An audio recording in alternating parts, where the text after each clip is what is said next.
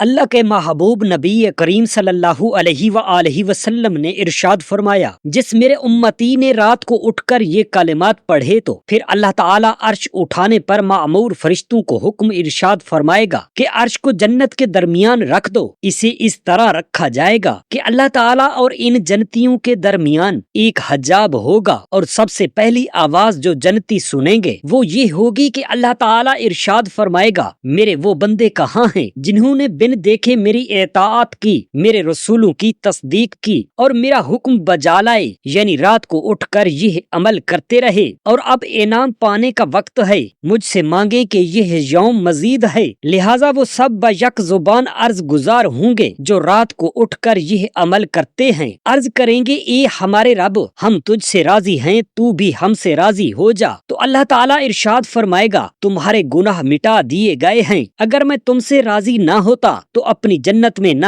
ٹھہراتا۔ وہ عمل یہ ہے۔ بسم اللہ الرحمن الرحیم۔ السلام علیکم ورحمۃ اللہ۔ محترم ناظرین، حضرت جبرائیل امین علیہ السلام رسول اللہ صلی اللہ علیہ وآلہ وسلم کے سامنے آئے جبکہ آپ مکہ کے بالائی حصہ میں تھے، جیسا کہ سیرت ابن اسحاق میں ہے، یعنی کوہ حرا پر تھے، اچھی صورت اور عمدہ خوشبو میں، اور کہا، اے محمد صلی اللہ علیہ وآلہ وسلم، اللہ تعالیٰ آپ کو سلام کہتا ہے اور فرماتا ہے کہ آپ انسانوں اور جنوں کی طرف میرے رسول ہیں، اس لیے انہیں دعوت دیں کہ وہ لا الہ الا اللہ کہیں۔ پھر جبرائیل امین علیہ السلام نے اپنا پاؤں زمین پر مارا تو پانی کا چشمہ ابل پڑا، اور حضرت جبرائیل امین علیہ السلام نے اس سے وضو کیا، اور رسول اللہ اس کی طرف دیکھ رہے تھے تاکہ رسول اللہ کو نماز کے لیے طہارت کا طریقہ بتائے۔ پھر آپ سے کہا کہ آپ صلی اللہ علیہ وآلہ وسلم بھی وضو کریں۔ پھر حضرت جبرائیل امین علیہ السلام نماز پڑھنے لگے اور رسول اللہ کو کہا کہ آپ بھی میرے ساتھ پڑھیں۔ ابو نعیم نے حضرت عائشہ صدیقہ رضی اللہ تعالی عنہا سے روایت کی ہے کہ حضرت جبرائیل امین علیہ السلام نے قبلہ رخ ہو کر 2 رکعتیں پڑھیں، چنانچہ وضو اور نماز سکھانے کے بعد حضرت جبرائیل امین علیہ السلام تو آسمان پر چلے گئے، اور رسول اللہ صلی اللہ علیہ وآلہ وسلم گھر کی طرف واپس ہوئے تو راستے میں جس پتھر اور ڈھیلے یا درخت کے پاس سے آپ صلی اللہ علیہ وآلہ وسلم گزرتے،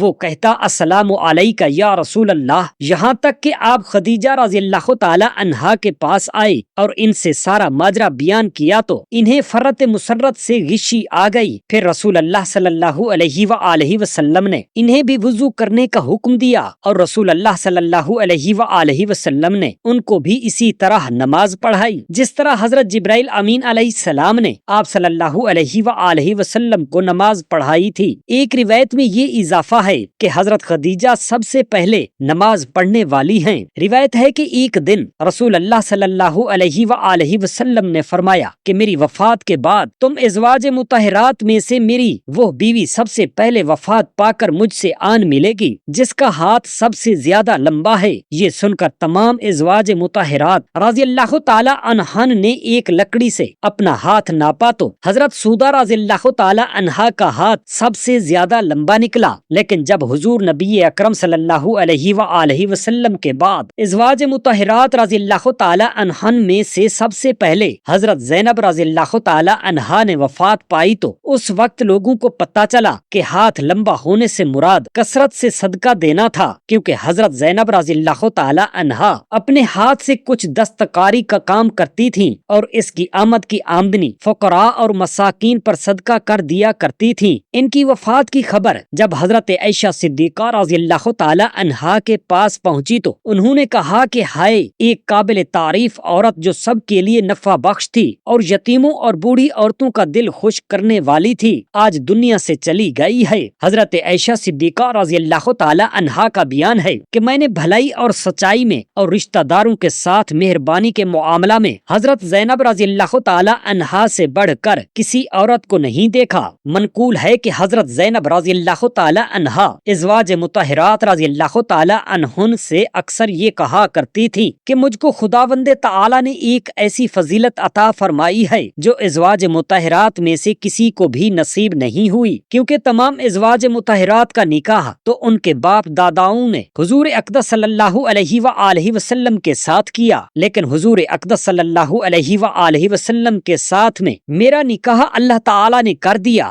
حضرت اسماء بنت حضرت صدیق اکبر رضی اللہ اللہ تعاली अन्हुमा से मरवी है कि वो हिजरत के बाद मदीना मुनव्वरा आई तो मकाम कुबा में उनके यहाँ विलादत हुई और हजरत अब्दुल्ला बिन जुबैर रज़ियल्लाहु ताला अन्हो पैदा हुए। फरमाती हैं कि मैं बच्चा को लेकर नबी अकरम नूर मुजस्सम सल्लल्लाहु अलैहि व आलिहि वसल्लम की खिदमत अक़दस में हाजिर हुई और मैंने इसको आप सल्लल्लाहु अलैहि व आलिहि वसल्लम की मुबारक गोद में रख दिया। आप सल्लल्लाहु अलैहि व आलिहि वसल्लम ने पूछा, छुहारा मंगवाया और इसे चबाया, फिर इसमें अपना लआब दहन डाला। बस सबसे पहले इसके पेट में जो पहुंचा वो जनाब रसूल अल्लाह सल्लल्लाहु अलैहि व आलिहि वसल्लम का लआब मुबारक था। फिर इसे खजूर की घुट्टी दी, फिर इसके लिए दुआए खैर की और बरकत से नवाजा। ये हिजरत के बाद इस्लाम में पहला बच्चा पैदा हुआ था। जब हुजूर नबी अकरम सल्लल्लाहु अलैहि व आलिहि वसल्लम ने तैफ का इरादा फरमाया तो हजरत तुफैल बिन अमर दोसी रज़ियल्लाहु ताला अन्हो को एक लश्कर के साथ भेजा कि वो जुल्कुफैन के बुत खाना को बर्बाद कर दें। यहाँ अमर बिन हमा दूसी का बुत था जो लकड़ी का बना हुआ था। चुनाचे हजरत तुफैल बिन अमर दोसी रज़ियल्लाहु ताला अन्हो ने वहाँ जाकर बुत खाना को मुनहदिम कर दिया और बुत को जला दिया। हजरत तुफैल बिन अमर दोसी रज़ियल्लाहु ताला अन्हो 4 दिन में इस मुहिम से फारिग होकर हुजूर अक़दस सल्लल्लाहु ताला अलैहि व आलिहि वसल्लम के पास तैफ में पहुँच गए। ये जुल्कुफैन से किला तोड़ने के आलात मुनजनीक वगैरह भी लाए थे। चुनाचे इस्लाम में सबसे पहली यही मनजनीक है जो तैफ का किला तोड़ने के लिए लगाई गई, मगर कुफार की फौजों ने तीर अंदाजी के साथ साथ गरम गरम लोहे की सुलाखें फेंकना शुरू कर दी। इस वजह से किला तोड़ने में कामयाबी न हो सकी। हबीब बिन अद्दी रज़ियल्लाहु ताला अन्हो आप अंसारी उसी हैं, बदर में शरीक हुए। गज़वा रजी 3 में कुफार के हाथों कैद हो गए। इन्हें मक्का मुअज़्ज़मा में हारिस इब्ने आमिर की औलाद ने खरीद लिया। बदर के दिन खबीब ने हारिस काफिर को कत्ल किया था। इसका बदला लेने के लिए हारिस की औलाद ने खरीदा। आप उनके यहाँ कैद रहे। फिर मकाम तनईम में इन्हें सूली दी। सबसे पहली सूली इस्लाम में इन्हीं को दी गई। हदीस बुखारी में है कि खबीब ने हारिस की एक लड़की से उस्तरा मांगा पाकी करने के लिए। इसका बच्चा हबीब की रान पर आ बैठा। वो ये देखकर डर गई कि हबीब मेरे बच्चे को उस्तरे से ज़बह न कर दे। आपने फरमाया, तुम डरो मत, मैं तेरे बच्चे को कोई तकलीफ न दूंगा। वो औरत मुसलमान होने के बाद कहा करती थी कि मैंने हबीब जैसा कैदी आज तक न देखा। वो अपनी कैद में अंगूर खाते थे। ये गैबी रिज़्क था जो इन्हें मिलता था। जब इन्हें सूली के लिए हरम की जमीन से बाहर ले चले तो फरमाया, मुझे 2 रकात पढ़ने की इजाजत दे दो। आपने हल्की रकातें पढ़ी और फरमाया कि तुम ये ख्याल न करो कि मुझे कत्ल से डर है। तुम्हारे इस ख्याल को दफा करने के लिए मैंने नमाज मुख्तसर पढ़ी है, वरना दराज पढ़ता। फिर आपने चंद शेर पढ़े और सूली चढ़ गए। आपका ये वाकया मशहूर है। महबूब रब्बुल आलमीन सल्लल्लाहु अलैहि व आलिहि वसल्लम का फरमान है, जब कयामत का दिन आएगा तो अल्लाह ताला अपने बंदों के दरमियान फैसला करने के लिए इन पर नक्लो हरकत और जहात इजसाम के लवाजमात से पाक तजल्ली फरमाएगा। उस वक्त हर उम्मत घुटनों के बल खड़ी होगी। सबसे पहले जिन लोगों को बुलाया जाएगा उनमें एक कुरान करीम का हाफिज, दूसरा राह खुदा में मारा जाने वाला शहीद और तीसरा बहुत मालदार होगा। अल्लाह ताला कारी से इरशाद फरमाएगा, क्या मैंने तुझे अपने रसूल पर उतारा हुआ कलाम नहीं सिखाया था? वो कारी अर्ज करेगा, क्यों नहीं या रब। अल्लाह ताला इरशाद फरमाएगा, फिर तूने अपने इल्म पर कितना अमल किया? वो अर्ज करेगा, या रब मैं दिन रात इसे पढ़ता रहा। तो अल्लाह ताला इरशाद फरमाएगा, तू झूठा है, तेरा मकसद तो ये था कि लोग तेरे बारे में ये कहें फला शख्स कारी है, और वो तुझे कह लिया गया। फिर मालदार को लाया जाएगा तो अल्लाह ताला उससे इरशाद फरमाएगा, क्या मैंने तुझ पर अपनी नेमतों को वसी न किया, यहाँ तक कि मैंने तुझे किसी का मोहताज न छोड़ा? तो वो अर्ज करेगा, क्यों नहीं या रब। अल्लाह ताला इरशाद फरमाएगा, तूने मेरे अता करदा माल में क्या किया? वो अर्ज करेगा, मैं सिला रहमी करता और सदका करता था। तो अल्लाह ताला जल्ल शानहू इरशाद फरमाएगा, तेरा मकसद तो ये था कि तेरे बारे में कहा जाए फलां बहुत सखी है, और वो तुझे कह लिया गया। फिर राह खुदा जल में मारे जाने वाले को लाया जाएगा तो अल्लाह ताला इससे पूछेगा, तुझे क्यों कत्ल किया गया? वो अर्ज करेगा, मुझे तेरी राह में जिहाद करने का हुक्म दिया गया तो मैं मरते दम तक लड़ता रहा। तो अल्लाह ताला इरशाद फरमाएगा, तू झूठा है, बल्कि तेरा मकसद तो ये था कि तेरे बारे में कहा जाए फलां बहुत बहादुर है, और वो तुझे कह लिया गया। کیا، فرمایا اے ابو ہریرہ، یہ اللہ تعالیٰ کی مخلوق کے وہ پہلے 3 افراد ہیں جن سے قیامت کے دن جہنم کو بھڑکایا جائے گا۔ حضرت سیدنا ابو یسر رضی اللہ تعالی عنہ فرماتے ہیں کہ میں نے نبی کریم صلی اللہ علیہ وآلہ وسلم کو فرماتے ہوئے سنا کہ بے شک قیامت کے دن اللہ تعالیٰ کے عرش کے سائے میں سب سے پہلے جگہ پانے والا وہ شخص ہوگا جس نے کسی تنگ دست کو مہلت دی تاکہ وہ قرض کی ادائیگی کے لیے کچھ پالے، یا اپنا قرض معاف کر دیا اور کہا کہ میرا مال تم پر اللہ کی رضا کے لیے صدقہ ہے، اور اس قرض کی رسید کو پھاڑ دے۔ ام المؤمنین حضرت سیدنا عائشہ صدیقہ رضی اللہ تعالی عنہا سے مروی ہے، آپ رضی اللہ تعالی عنہا فرماتی ہیں حضور نبی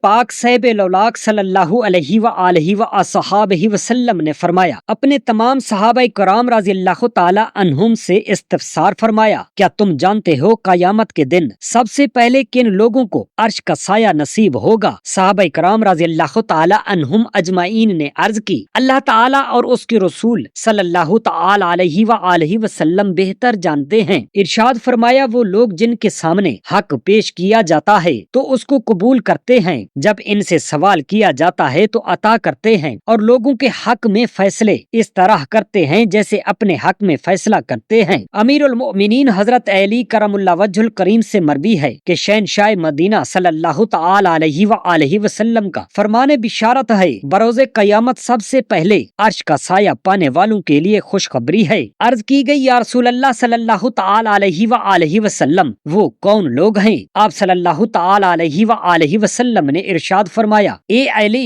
رضی اللہ تعالی عنہ، جو لوگ تمہاری پیروی کرتے اور تم سے محبت کرتے ہیں۔ حضرت جابر رضی اللہ تعالی عنہ سے روایت ہے کہ نبی کریم صلی اللہ تعالی علیہ وآلہ وسلم نے فرمایا کہ بندے کے میزان میں سب سے پہلے اس کے اپنے گھر والوں پر خرچ کیے گئے مال کو رکھا جائے گا۔ نبی کریم صلی اللہ تعالی علیہ وآلہ وسلم کا فرمان، جس نے اپنے ایک بچے کے مر جانے پر صبر کیا، اللہ تعالیٰ اس کے لیے اس کے نامہ اعمال میں احد پہاڑ کے وزن کے برابر اجر لکھ دیتا ہے، اور جس نے 2 بچوں کے مر جانے پر صبر کیا تو اللہ تعالیٰ قیامت میں اسے ایسا نور عطا فرمائے گا جو اس کے آگے آگے ہوگا، اور محشر کی ظلمت و تاریکی میں اس کے لیے نور روشنی کرے گا۔ اور جس نے اپنے 3 بچوں کے مر جانے پر صبر کیا تو جہنم کو عبور کرتے وقت اس کے لیے اس کے دروازے بند کر دیے جائیں گے، اور جس نے اپنی ایک آنکھ کے ضائع ہونے پر صبر کیا تو وہ شخص اللہ تعالیٰ کا دیدار سب سے پہلے کرے گا، اور اللہ تعالیٰ نابیناؤں کو خلت خاص سے نوازے گا، اور تمام مصیبت زدوں سے پہلے ان کے لیے جھنڈے لہرائے جائیں گے۔ اور جس نے اپنی دونوں آنکھوں کے ضائع ہونے پر صبر کیا تو اللہ تعالیٰ اس کے لیے عرش کے نیچے گھر بنائے گا، اور اس کے لیے ایسی بادشاہت ہوگی جس کی کوئی تعریف نہیں کر سکتا۔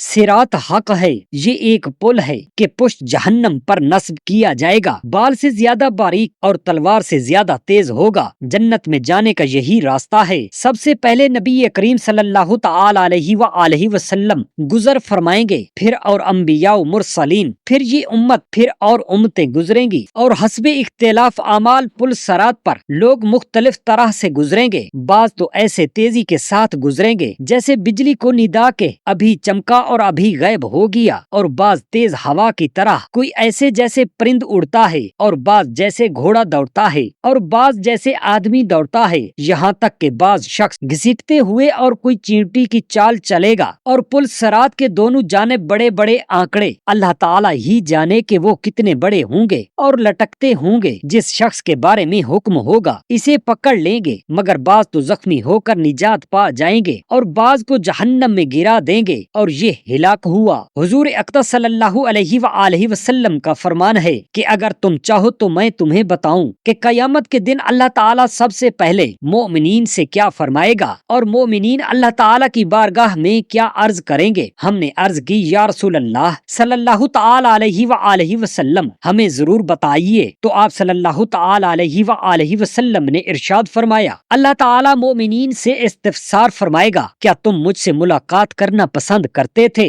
وہ عرض کریں گے، جی ہاں اے ہمارے رب العالمین۔ تو وہ دوبارہ ان سے دریافت کرے گا، کیوں؟ مومنین عرض کریں گے، ہم تجھ سے عفو درگزر اور مغفرت کی امید رکھتے تھے۔ تو اللہ تعالیٰ ارشاد فرمائے گا، تو پھر تمہاری بخشش میرے ذمہ کرم پر ہے۔ حضرت سیدنا ابو ہریرہ رضی اللہ تعالی عنہ سے روایت ہے کہ نبی اکرم صلی اللہ تعالی علیہ وآلہ وسلم نے فرمایا، مجھ پر جنت میں سب سے پہلے داخل ہونے والے 3 شخص اور سب سے پہلے جہنم میں داخل ہونے والے 3 شخص پیش کیے جائیں گے۔ سب سے پہلے جنت میں داخل ہونے والوں میں ایک تو شہید ہے اور دوسرا وہ غلام جس نے اپنے رب کی عبادت کی اور اپنے آقا کی خدمت میں کوئی کمی نہ چھوڑی، اور تیسرا وہ عیال دار جو پاک دامن ہو۔ اور جہنم میں داخل ہونے والے پہلے 3 شخص یہ ہیں: زبردستی بادشاہ بن جانے والا، نمبر 2 وہ مالدار شخص جو اپنے مال میں سے اللہ تعالیٰ کا حق ادا نہیں کرتا۔ حضرت عبداللہ بن عمر رضی اللہ تعالی عنہما سے روایت ہے کہ رسول اکرم صلی اللہ تعالی علیہ وآلہ وسلم نے فرمایا کہ کیا تم جانتے ہو کہ اللہ تعالیٰ کی مخلوق میں سے سب سے پہلے جنت میں کون داخل ہوگا؟ صحابہ اکرام رضی اللہ تعالی عنہم نے عرض کیا اللہ تعالیٰ اور اس کا رسول صلی اللہ علیہ وآلہ وسلم بہتر جانتے ہیں۔ تو آپ نے ارشاد فرمایا وہ فقراء مہاجرین جن کے صدقے سرحدوں کے خطرے دور ہوتے ہیں اور ناپسندیدہ چیزوں سے حفاظت کی جاتی ہے، اور جب ان میں سے کسی کا انتقال ہوتا ہے تو ان کی خواہش ان کے سینے ہی میں رہ جاتی ہے، وہ اس کی تکمیل نہیں کر پاتے، پھر اللہ تعالیٰ اپنے فرشتوں میں سے جسے چاہتا ہے ارشاد فرماتا ہے کہ ان کے پاس جاؤ اور انہیں سلام کرو، تو وہ فرشتے عرض کرتے ہیں یا رب ہم تیرے آسمانوں میں رہنے والے اور تیری مخلوق میں سب سے بہتر ہیں، کیا تو ہمیں یہ حکم دیتا ہے کہ ہم ان کے پاس جا کر انہیں سلام کریں؟ تو اللہ تعالیٰ فرماتا ہے کہ میرے یہ بندے میری عبادت کرتے تھے اور میرے ساتھ کسی کو شریک نہیں ٹھہراتے تھے، انہی کے صدقے سرحدوں کے خطرے دور ہوتے تھے اور ناگوار چیزوں سے حفاظت کی جاتی تھی، اور اگر ان میں سے کسی کا انتقال ہوتا تو اس کی خواہش اس کے سینے میں ہی رہ جاتی تھی اور وہ اسے پورا نہ کر پاتے تھے، پھر فرشتے ان کے پاس آتے ہیں اور ہر دروازے سے داخل ہو کر کہتے ہیں ترجمہ سلامتی ہو تم پر، تمہارے صبر کا بدلہ تو پچھلا گھر کیا ہی خوب ملا۔ حضرت حذیفہ رضی اللہ تعالی عنہ فرماتے ہیں جنتی تمہارے اس دنیا کے آٹے سے زیادہ سفید ہوں گے۔ پہلے انبیاء کرام علیہ السلام کے خدام ان کے لیے نور کے ممبر بچھائیں گے اور مومنین کے خدام یاقوت کی کرسیاں لگائیں گے، جب ان کی نشستیں لگ جائیں گی تو وہ اس پر بیٹھ جائیں گے، پھر اللہ تعالیٰ ان پر مشیزہ نمی ہوا بھیجے گا جو ان پر سفید مشک بکھیرے گی اور مشک کو ان کے کپڑوں کے اندر تک داخل کر دے گی، جس کے اثرات ان کے چہروں اور ان کے بالوں سے ظاہر ہوں گے۔ یہ ہوا مشک کو استعمال کرنا تمہاری اس عورت سے بھی زیادہ جانتی ہوگی جسے اللہ تعالیٰ کے اذن سے روئے زمین کی تمام خوشبوئیں دی گئی ہوں۔ اس کے بعد اللہ تعالیٰ کے نبی کریم صلی اللہ تعالی علیہ وآلہ وسلم نے ارشاد فرمایا جس نے اللہ تعالیٰ کے ساتھ کسی کو شریک نہ کیا اور راتوں کو اٹھ کر خوف خدا سے آنسو بہاتا رہا اور مجھ پر باکثرت درود بھیجتا رہا، تو پھر اللہ تعالیٰ عرش اٹھانے پر مأمور فرشتوں کو حکم ارشاد فرمائے گا کہ عرش کو جنت کے درمیان رکھ دو، اسے اس طرح رکھا جائے گا کہ اللہ تعالیٰ اور ان جنتیوں کے درمیان ایک حجاب ہوگا، اور سب سے پہلی آواز جو جنتی سنیں گے وہ یہ ہوگی کہ اللہ تعالیٰ ارشاد فرمائے گا میرے وہ بندے کہاں ہیں جنہوں نے بن دیکھے میری اطاعت کی، میرے رسولوں کی تصدیق کی اور میرا حکم بجا لائے، مجھ سے مانگے کہ یہ یوم مزید ہے، لہٰذا وہ سب بیک زبان عرض گزار ہوں گے اے ہمارے رب ہم تجھ سے راضی ہیں، تو بھی ہم سے راضی ہو جا۔ تو اللہ تعالیٰ ارشاد فرمائے گا اگر میں تم سے راضی نہ ہوتا تو اپنی جنت میں نہ ٹھہراتا، لہٰذا مجھ سے مانگو یہ یوم مزید ہے۔ وہ پھر بیک زبان عرض گزار ہوں گے اے ہمارے رب ہمیں اپنا جلوہ دکھا کہ ہم تیرا دیدار کریں، اللہ رب العزت حجاب اٹھا دے گا اور انہیں جلوہ دکھائے گا تو اس کا نور ہر شے کو ڈھانپ لے گا، اگر حق تعالیٰ نے اسے جلانے کا حکم دیا ہوتا تو وہ اللہ تعالیٰ کے نور کی تاب نہ لانے کی وجہ سے یقیناً جل کر راکھ ہو جاتے، پھر ان سے کہا جائے گا اپنے گھروں کی طرف لوٹ جاؤ تو وہ اپنے گھروں کی طرف لوٹ جائیں گے، اس حال میں کہ وہ خود پر چھائے ہوئے اللہ تعالیٰ کے نور کی وجہ سے اپنی بیویوں سے پوشیدہ ہو چکے ہوں گے اور ان کی بیویاں ان سے پوشیدہ ہو چکی ہوں گی۔ جب وہ اپنے گھروں کی طرف لوٹیں گے تو ان کا نور بھی لوٹ جائے گا، پھر ٹھہر جائے گا، پھر لوٹے گا اور پھر ٹھہر جائے گا، یہاں تک کہ وہ اپنی پہلی صورتوں پر لوٹ آئیں گے۔ ان کی بیویاں ان سے عرض کریں گی تم ہمارے پاس سے ایک صورت پر گئے اور دوسری صورت پر واپس پلٹے، تو وہ بتائیں گے کہ یہ اس وجہ سے ہے کہ اللہ تعالیٰ نے ہم پر تجلی فرمائی اور ہمیں اپنے دیدار کی نعمت سے نوازا، یہاں تک کہ ہم تم سے چھپ گئے، پھر ان کے لیے ہر دن میں پہلے سے دگنی نعمتیں ہوں گی۔ اللہ تعالیٰ ہم تمام مسلمان بہن بھائیوں کو قرآن پاک پڑھنے والا، سمجھنے والا اور اس پر عمل کرنے والا بنائے، آمین یا رب العالمین۔ جزاک اللہ خیرا کثیرا۔